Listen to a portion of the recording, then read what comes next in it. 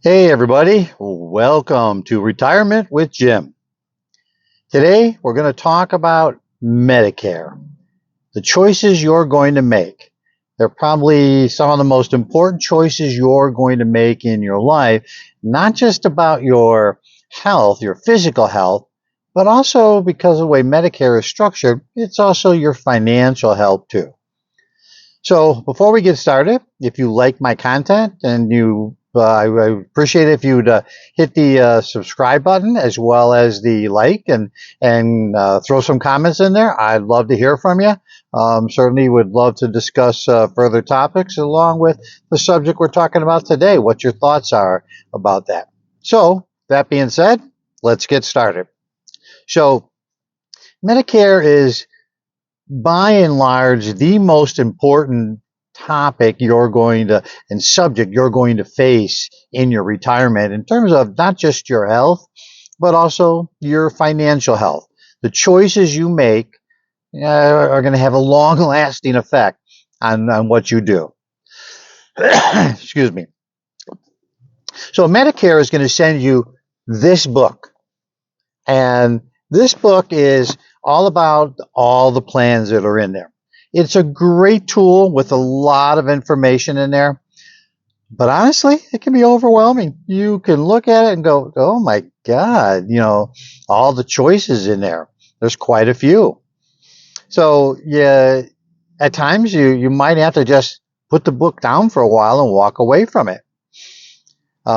So, when you look at Advantage versus the supplement plans, also known as Medigap.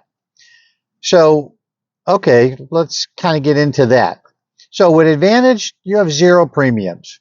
You have a lot of choices, um, but along with that, you're going to have. It's kind of like traditional insurance. You're still going to have. They're going to pay 80%, and you're going to have your 20% that you have to cover. The average cost and from a Medicare Advantage plan is $4,800, just a little bit shy of $5,000 that you have a cap on in terms of in network. So if you're seeing your doctors that are in network, there's the cost there. If you see doctors that are out of network, now you're talking $8,600 out of hand deductible that you have to meet. Um, you also think of if you need some kind of test done or surgery or some kind of procedure done. The approvals come from the insurance company, not your doctor. So you're waiting on them to say yes.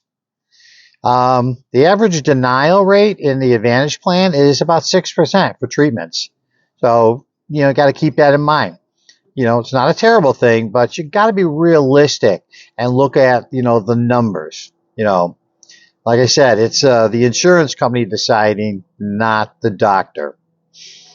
So, and if you decide that you want to change and you only have 3 months to make that decision, not a year, a lot of myths and misinformation out there. So, and there's always a few exceptions, but for the most part, on average, you have 3 months to decide where you can go back to the supplement plan, the Medigap plan, and if you decided that maybe that was not the choice you wanted.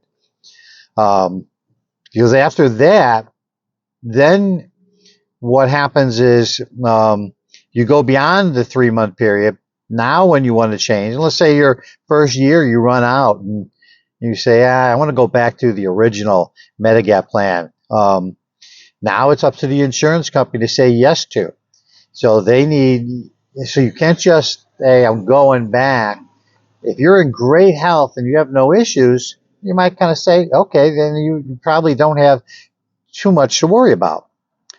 But keep in mind that since it's up to them, it means that you need their approval and they can deny you for literally no reason at all.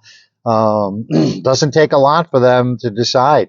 And maybe if they have maybe a little bit of history of your health, they can say, nah, you're too great of a risk, and no, we're not letting you go back to that. So, keep that in mind that all of these little things, they play a part in what happens. For me, I chose the supplement. I chose the G plan. Now, for me, it made sense. A little bit of history for me. I have already suffered one heart attack, and so I have a history of heart, problems.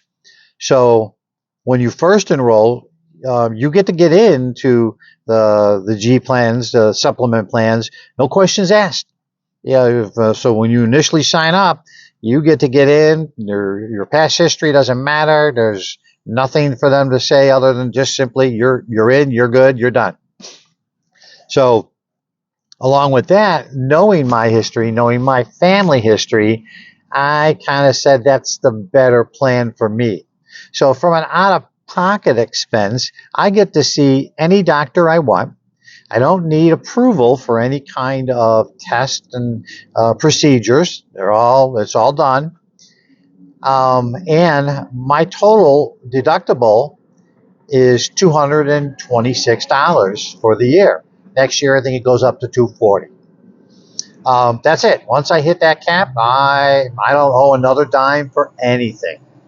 I can tell you, like when I had my heart attack, I had traditional insurance. So 80% was covered and 20% was mine. Excuse me. A large hospital bill like that, and then all the doctors that saw me during that stay, it ran up to a substantial sum. Put me into a huge black hole that I had to dig out of. And like most people, you're not prepared for it. You don't realize it's coming, and suddenly it happens, and there you are. Now you're trying to figure it out, and yeah, it's not. That's such a great thing, so you can end up in a lot of financial duress because of it. So the same holds true for when you're choosing Advantage versus the supplement plan.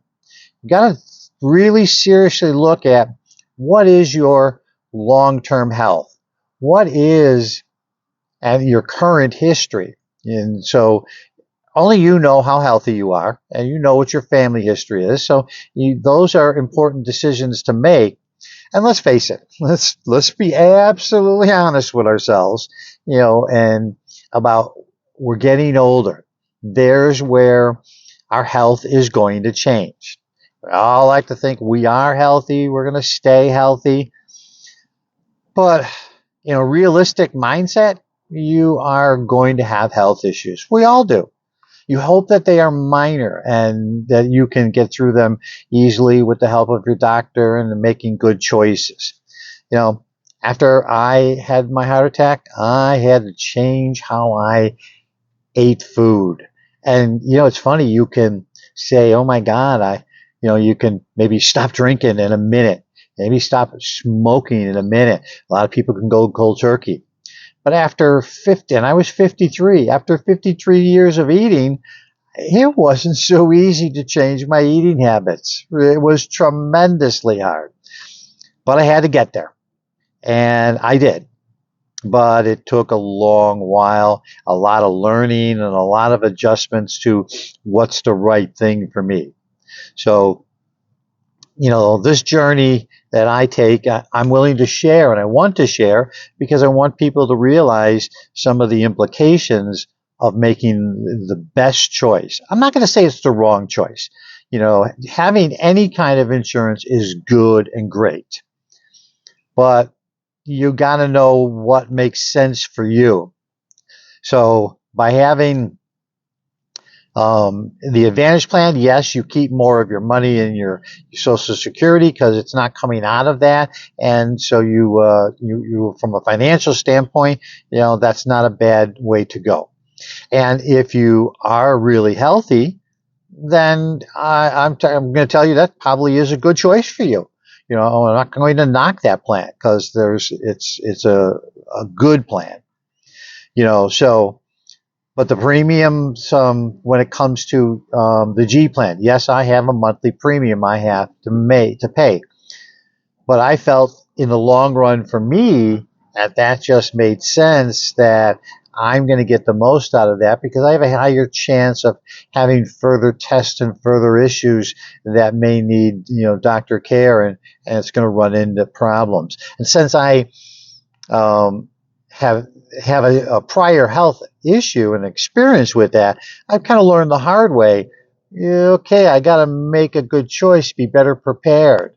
So when you're thinking about Medicare and you're looking at that book, remember that book has got a lot of stuff in it. It's a valuable tool. But remember, when you look at it, you might have to set it down, walk away from it, clear your brain, and say, "Oh my God!" And I have to thank God and give thanks to my wife. She did a ton of research in that, and really got a lot of information, which helped us decide for her and for me what was the best plan to go, what was the best way for us.